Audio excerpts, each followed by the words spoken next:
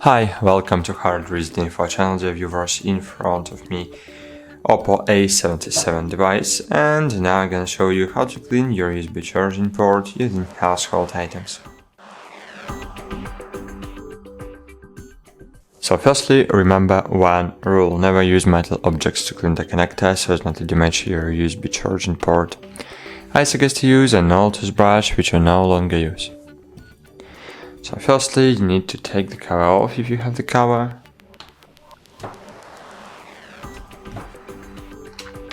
And as you can see, there is something in my charging port that prevents the charging cable from going all the way into the connector.